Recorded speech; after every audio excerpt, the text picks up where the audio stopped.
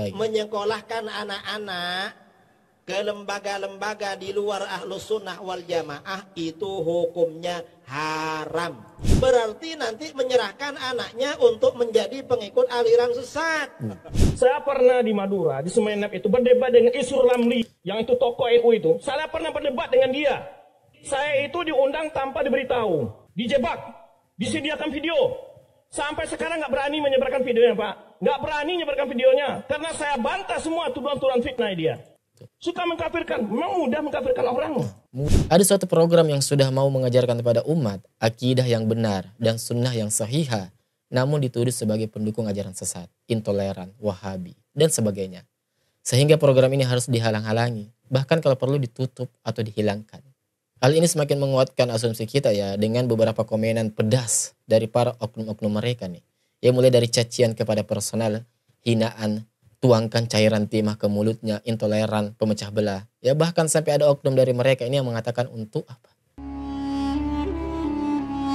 A'udzubillahi minasyaitonirrajim. Bismillahirrahmanirrahim. Teman-teman, di hari Ahad ini ya, di hari Minggu yang kita libur ini, saya ingin memberitahukan kepada kalian sebuah video dari Sang Singa Aswaja yang katanya paling Ahlus Sunnah wal Jamaah, Aswaja garis lurus, yang dengan bangganya dan dengan tegasnya mengatakan ya bahwa seakan-akan itu di luar dari kelompoknya itu salah semua, sesat semua. Bahkan berusaha untuk menghalangi orang yang ingin anak-anaknya ataupun keluarganya menimba ilmu di luar dari kelompoknya. Ya, hal ini miris ya kita dengar. Sebab selama ini kan kita dapati bahwa ada beberapa oknum yang tidak sedikit ya, ada banyak yang mengatakan bahwa Salafi itu intoleran, Salafi itu sering mengkafirkan orang, Salafi itu suka menyalah-nyalahkan orang, suka menyesat-nyesatkan orang. Tetapi di video ini terbantah teman-teman. Ya, kita sadar nih siapa sebenarnya itu yang paling suka menyalah-nyalahkan orang dan siapa sih itu yang memang paling sering merasa dirinya itu paling benar, kelompoknya paling benar. Ya, kita simak terlebih dahulu teman-teman videonya dari Sang Singa Aswaja ini. Aswaja garis lurus katanya teman-teman. Bagaimana kita yang ahli sunnah wal jamaah ini mensekolahkan anak ke pondok-pondoknya Salafi? Coba bagaimana jawabannya teman-teman? Hukumnya haram. Gak boleh. Pertegas lagi Ge. Jadi menyekolahkan anak-anak ke lembaga-lembaga di luar Ahlus Sunnah wal Jamaah itu hukumnya haram. Haram teman-teman ya. Katanya beliau haram. Ya. Mengapa? Berarti nanti menyerahkan anaknya untuk menjadi pengikut aliran sesat. Artinya sama saja untuk menyerahkan anak kita itu untuk ikut kepada aliran sesat, kata beliau ya teman-teman. Jadi pengikut aliran tidak benar. Karenanya segera bertaubat, cabut dan pindah ke sekolah Ahlus Sunnah wal Jamaah. Nah, itu. Kita ini ya, selain wajib menjaga kesehatan anak, orang tua itu wajib menjaga kesehatannya. Iya. Apalagi Kiai? Wajib menjaga baik kesehatan fisik ya maupun kesehatan rohani. Wajib ngasih makanan yang halal pada anaknya. Juga wajib memberikan ajaran yang halal. Wajib teman-teman. Ya kalau ini saya setuju ya, statement yang ini. Yaitu ajaran Ahlus Sunnah wal Jamaah. Gak boleh memasukkan ke otaknya ajaran yang tidak halal. Ya, kalau ini benar ya, saya setuju. Yaitu ajaran di luar Ahlus Sunnah wal Jamaah. Kalau di sini saya tidak setuju teman-teman. Ya, karena kenapa dia mengatakan bahwa Salafi itu di luar dari Ahlus Sunnah wal Jamaah. Sesat. Di luar dari Ahlus Sunnah wal Jamaah itu sesat katanya. Dan masalahnya beliau mengklaim dirinya paling Ahlus Sunnah wal Jamaah. Termasuk ajaran Wahabi. Tuh teman-teman, sungguh sangat disayangkan ya dari atas pernyataan beliau. Yang dimana beliau ini kan seorang tokoh. Ya harusnya lebih bijak lah dalam berkomentar. Harusnya lebih mengademkan lah dalam memberi sebuah jawaban dari pertanyaan. Ya, kalau kita lihat tadi di video kan dengan mudahnya beliau mengatakan bahwa haram. Ya, haram hukumnya untuk menyekolahkan anak-anak kita ataupun keluarga kita ini di kelompok-kelompok teman-teman kita di Salafi atau yang disebut dengan Wahabi. Ya karena itu tadi haram katanya. Karena sama saja mengajarkan anak kita yang menurut dia ya, karena sama saja mengajarkan anak kita ini kepada kesesatan. Berarti kan beliau ini menganggap memang sepenuhnya bahwa Salafi ataupun Wahabi itu sesat ya, 100% sesat. Dan bagi kami ya ini kan bahaya teman-teman. Ini sangat-sangat luar biasa. Ya kan? Jadi dari sini video ini teman-teman ini membuat kita ini sadar. Ya siapa sebenarnya itu yang merasa paling dirinya itu paling benar itu siapa? Salafi kah atau siapa gitu ya? Namun teman-teman yang menjadi pertanyaan saya, apakah beliau ini sudah berdiskusi langsung dengan pihak-pihak teman-teman kita di Salafi ataupun yang dia sebut dengan sebagai Wahabi itu? Sudahkah berdiskusi langsung, adu dalil, ya, adu hujah? Karena dengan begitu, ketika kita sudah bertemu, kita adu dalil, kita adu hujah, nih, ya antar pihak ini yang dikatakan sesat sudah melontarkan hujahnya, kemudian ini lagi pihak sang singa aswaja melontarkan. Nah, nanti kan ketemu tuh benang merahnya, ya apakah memang benar-benar sesat atau enggak? Jadi artinya begitu teman-teman. Apakah memang beliau ini sudah mendatangi langsung atau tabayun langsung atau mengecek langsung Salafi itu ya bertemu, memang berdiskusi empat mata atau bahkan membuat suatu forum diskusi atau tidak, ya? Kok dengan mudahnya mengatakan bahwa kelompok di luar dari mereka itu salah bahkan sesat? Coba teman-teman. Ya harusnya sebagai seorang tokoh agama yang Masya Allah ya seorang kiai harusnya bisa lebih bijak lah dalam berkata, dalam memberikan sebuah statement, dalam memberikan sebuah jawaban kepada jamaahnya. Ya. Namun teman-teman di sini ya ada satu video ya di mana video ini bisa setidaknya lebih memperjelas ya bahwa bagaimana sebenarnya ini dari sang singa aswaja ini ya. Entah video ini benar atau tidak, tetapi menurut dari video ini pengakuannya ya sang Kiai Idrus Ramli ini diajak untuk berdiskusi, dialog lah. Tetapi ujung-ujungnya saya pernah di Madura, di Sumeneb itu berdebat dengan Isur Ramli. Ini beliau ya teman-teman ya, Ustadz Dr. Ali Mustri ya, LCMA. Yang itu tokoh NU itu, saya pernah berdebat dengan dia. Saya itu diundang tanpa diberitahu. Diundang tanpa diberitahu lagi teman-teman. Dijebak, disediakan video. Sampai sekarang nggak berani menyebarkan videonya Pak. Nggak berani menyebarkan videonya. Karena saya bantah semua tuduhan-tuduhan fitnah dia. Beliau berhasil membantah semua tuduhan-tuduhan dari sang singa aswaja teman-teman. Nggak pernah berani menyebarkan videonya.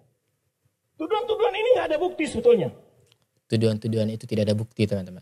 Suka mengkafirkan, memang mudah mengkafirkan orang. Mudah mengkafirkan orang ya. Tadi sudah kita lihat betapa mudahnya dari lisan sang singa aswaja itu ya Kiai Idrus Ramli itu mengatakan bahwa langsung mengatakan haram, sesat. Betapa mudahnya kan ucapan beliau keluar teman-teman. Tidak mudah itu. Sebagaimana Pak Mui tadi menjelaskan, nggak boleh menyesatkan orang itu nggak mudah. Tidak mudah. Kalau tidak sesat Anda yang lebih dahulu ditarik ke neraka itu, dipendam. Tanggung jawabannya ada Allah Subhanahu Wa Taala. Karena saya mulai dengar, mulai diisukan sebagai aliran Wahabi, mulai diisukan sebagai radikalisme, dan itu dulu awal-awal saya kesini saya sudah bilang waktu itu. Iya. Kalau ada tuduhan-tuduhan, tolong panggil para ustadz rumah saya kalau ada kecurigaan. Masya Allah. Maka beliau membuka diri untuk berdiskusi teman-teman. Dan sosnya seperti ini. Ya, sosnya seperti ini. Bukan hanya langsung dengan mudah mengeluarkan statement kelompok tertentu sesat, ya kelompok tertentu ini sesat, ya tidak seperti itu. Tidak semudah itu. pada masyarakat jangan mudah terprovokasi. Jangan mudah terprovokasi teman-teman dan jangan mudah termakan ya oleh statement-statement seseorang atau kiai yang kita anggap kiai. Ya, kita telah dulu, kita timbang dulu teman-teman. Ya. Dengan tuduhan-tuduhan itu, apa yang kita ajarkan sini, Bapak-bapak lihat sendiri dalilnya apa, perkataan siapa. Ya, kita tidak pernah mengajak ke ormas tertentu, aliran tertentu tidak ada. Kita mengajak kepada Al-Quran dan Sunnah sesuai pemahaman para sahabat. Itu selesai. Muhammadiyah kah dia, NU kah dia, parti dia siapa? Ini yang saya saluti dari teman-teman di Salafi. Ya, mereka tidak mengkultuskan kalian harus gabung sama kami Salafi, enggak. Ya, teman-teman di Salafi itu hanya satu misi mereka, hanya satu keinginan mereka, bagaimana kita ini bisa beragama dengan simpel kembali kepada Al-Quran dan Sunnah. Itu bukan untuk menyerahkan kalian harus masuk ormas ini, enggak. Soal ormas terserah kalian, ya. Kalian mau ngaji di Muhammadiyah, baik. Kalian mau ngaji di NU, itu juga baik. Kalian mau ngaji juga di Persis atau di WI, ya, itu juga baik, ya. Atau dimanapun baik. Tetapi yang penting yang kita pelajari itu apa? Ya, kalau sesuai dengan Al-Quran dan Sunnah kita ikuti. Tetapi kalau ada sedikit yang keliru, ya jangan kita ikuti. Dan itu adalah hal yang bijak dalam beragama, teman-teman. Apapun dia, ini kita ajak semua. Kita tidak mengajak orang ke ormas tertentu. Ya, itu teman-teman. ya, telah terbukti bahwa selama ini apa yang dituduhkan oleh Kiai Idrus Romli Sang Sing Aswaja itu ya sama sekali tidak ada buktinya. Beliau mengatakan bahwa Salafi ataupun Wahabi itu sesat, tetapi buktinya dari video tadi ya kita saksikan ketika mereka berdiskusi, ya ustaz tersebut membantah semua pernyataan dari Kiai Idrus Romli. Ya membantah semuanya, bahkan katanya ada videonya tetapi tidak disebar. Ya, ini bagaimana coba? Makanya saya katakan tadi teman-teman, dalam perkara kita memutuskan atau memberi statement kelompok, suatu kelompok tertentu itu sesat, ya semuanya itu tidak main-main teman-teman. Itu tidak sembarangan dan tidak semudah itu. Dan perkaranya juga bahaya, ya. Impactnya kepada kita ini bahaya, ya. Ada sebuah hadis dan ancamannya itu besar teman-teman. Kalau kita menuduh orang itu kafir, ya hanya ada dua jawabannya. Kalau bukan yang dituduh itu kafir, maka kekafiran itu akan terbalik kepada si penuduh itu. Ya, ini bukan perkara main-main teman-teman. Itu dari segi hukum atau dosanya teman-teman. Dari segi secara sosialnya ya ini bisa menimbulkan perpecahan, ya kan? Ini menimbulkan perpecahan. Nah sekali lagi di sinilah ya kita sering dapati oknum-oknum mereka yang paling sering melontarkan perkataan bahwa di luar dari kelompoknya itu pemecah belah, ya suka provokasi. Lah sekarang terbantahkan teman-teman. Sebenarnya siapa sih sebenarnya yang tanpa sadar sering menimbulkan perpecahan itu sendiri? Menuduh seseorang tanpa bukti, kemudian tidak bisa memberikan buktinya bahwa satu kelompok itu sesat. Nah justru itulah adalah yang akan menyebabkan bibit-bibit dari timbulnya perpecahan itu sendiri teman-teman. Ya, akan menyebabkan kegaduhan di tengah-tengah umat. Akan menyebabkan polarisasi yang begitu besar. Ya. Karena tentu tidak akan sedikit juga orang akan menerima hal itu mentah-mentah. Apalagi yang mengatakan seperti ini sekelas Pak Kiai Idrus Romli, ya mohon maaf Anda memiliki banyak pendengar. Ya seharusnya Anda lebih bijak lah dalam memberi suatu statement dan pernyataan. Dan ya Allah, setiap perkataan kita itu akan dimintai pertanggungjawaban. Dan saya rasa ya Anda pasti sudah tahu itu. Jadi setidaknya marilah kita berhati-hati. Teman-teman ya, kita tahu bahwa bagaimana pendakwah kebenaran akan selalu mendapat cobaan. Ya berbagai cacian, hinaan, cibiran yang dirasakan adalah hal yang biasa didapatkan oleh para penegak amar ma'ruf nahi mungkar. Ya sekalipun seseorang itu sudah jelas-jelas ya berada di atas jalan yang benar, membela kebenaran, menerangkan ayat-ayat Al-Quran serta sunnah nabinya, maka tetap saja ya ada, bahkan selalu ada dan banyak yang kemudian mereka menyerang orang-orang yang berdakwah kebenaran itu. Dan malah pendakwah hawa nafsu, bid'ah dan khurafat dibela. Ya seperti kita tahu saat ini syirik dan bid'ah tidak sedikit orang-orang yang justru mereka ini bela mati-matian. Padahal kedua perkara ini ya telah melanggar prinsip dua kalimat syahadat yang telah diikrarkan oleh kaum muslimin. Lihatlah di tengah-tengah kita teman-teman. Ada suatu program yang sudah mau mengajarkan kepada umat akidah yang benar dan sunnah yang sahihah, namun dituduh sebagai pendukung ajaran sesat, intoleran, wahabi, dan sebagainya. Sehingga program ini harus dihalang-halangi, bahkan kalau perlu ditutup atau dihilangkan. Hal ini semakin menguatkan asumsi kita ya dengan beberapa komenan pedas dari para oknum-oknum mereka nih. Ya mulai dari cacian kepada personal, hinaan, tuangkan cairan timah ke mulutnya, intoleran, pemecah belah. Ya bahkan sampai ada oknum dari mereka ini yang mengatakan untuk apa? Untuk bunuh Wahabi, habisi Wahabi, ya dan sebagainya. Ya Allah. Namun teman-teman, dengan hal ini setidaknya membuat kita ini tersadar betapa kebencian oknum-oknum ini yang begitu tak berotak dan tak manusiawi. Ya, kenapa saya katakan tidak manusiawi dan berotak? Ya karena mereka menghalalkan darah sesama saudara semuslimnya hanya karena persoalan perbedaan pendapat, hanya karena oknum gurunya dikritik terkait cerita-cerita khurafat, hanya karena ada dari oknum mereka yang datang ke Israel bertemu dengan petinggi para Israel, foto bareng dengan petinggi Israel.